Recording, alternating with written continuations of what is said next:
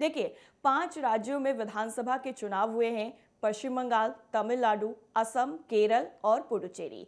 कुल 5 राज्य हैं और इन 5 राज्यों ने पूरे देश में तहलका मचाया हुआ है, क्योंकि 2026 का चुनाव काफी ज्यादा चर्चाओं में रहा है और वोटिंग प्रक्रिया पूरी होने के बाद अब सियासी माहौल पूरी तरह से एग्जिट पोल के इर्द गिर्द ही घूम रहे हैं।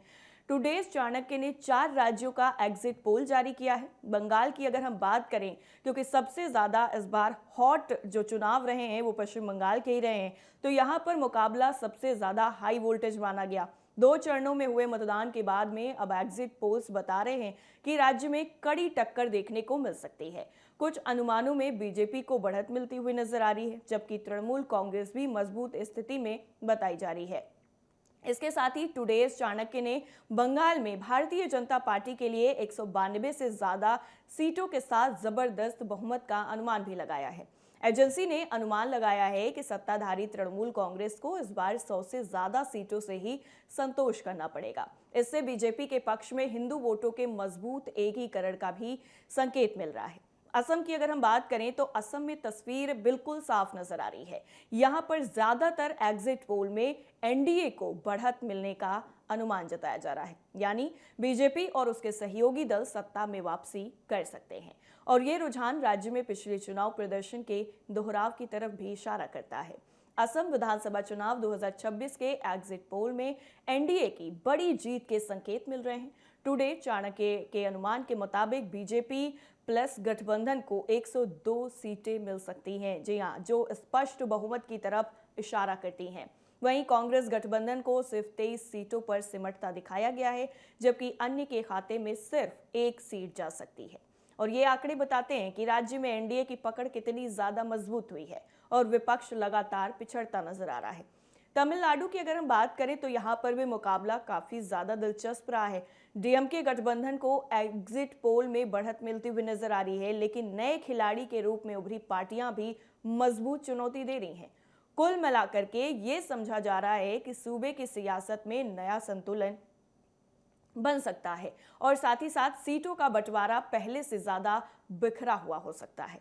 तमिलनाडु विधानसभा चुनाव 2026 के लिए टुडेज चाणक्य के एग्जिट पोल में डीएमके प्लस गठबंधन को स्पष्ट बहुमत मिलता नजर आ रहा है।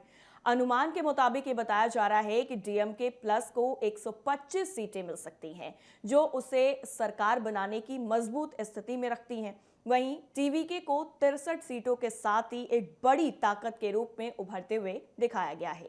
एआईएडीएमके प्लस को 45 सीटें मिलने का अनुमान बताया गया है, जबकि अन्य के खाते में 1 सीट जा सकती है। केरल में रुझान बदलाव की तरफ इशारा करते हैं, क्योंकि एग्जिट पोल्स के मुताबिक यहां कांग्रेस के नेतृत्व वाला यूडीएफ गठबंधन बढ़त में नजर आ रहा है, जिससे वाम मोर्चे के सत्ता से बाहर की संभावना भी जताई जा रही है। हालांकि केरल की राजनीति परंपरागत रूप से बेहद ही प्रतिस्पर्धी रही है, इसलिए आखिरी नतीजे ही असली तस्वीर साफ करेंगे। टुडेज चाणक्य के एग्जिट पोल के मुताबिक यूडीएफ को 69 सीटें मिल सकती हैं, जो उसे बढ़त दिलाती हैं।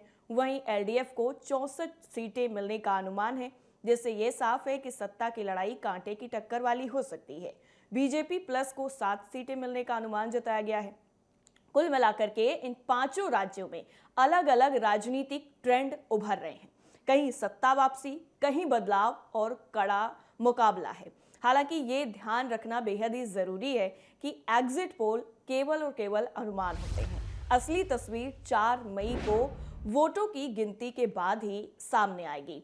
तो जिस तरह से ये जो 5 राज्य हैं वो इस बार चुनाव में सबको अपनी तरफ खींचते हुए नजर आए हैं और 5 राज्यों में जो अलग अलग समीकरण बने हैं, उसने देश की जो तस्वीर है वो कहीं ना कहीं बदली है। और जब 4 मई को रिजल्ट आएंगे तब तस्वीर और ज्यादा साफ हो जाएगी। हालांकि पश्चिम बंगाल को लेकर के काफी ज्यादा अभी भी तस्वीर साफ नहीं हो पाई है, क्योंकि बहुत सारे एग्जिट पोल्स में अभी भी कहा जा रहा है कि ममता बनर्जी की जो सरकार है वो वापसी कर रही है और इसके साथ ही असम में पूर्ण बहुमत से बीजेपी की सरकार आ रही है। तो अब 4 मई को सारा बिल्कुल तस्वीर जो है वो साफ हो जाएगी कि कहां पर किसकी सरकार बनेगी और कहां पर सत्ता परिवर्तन होगा।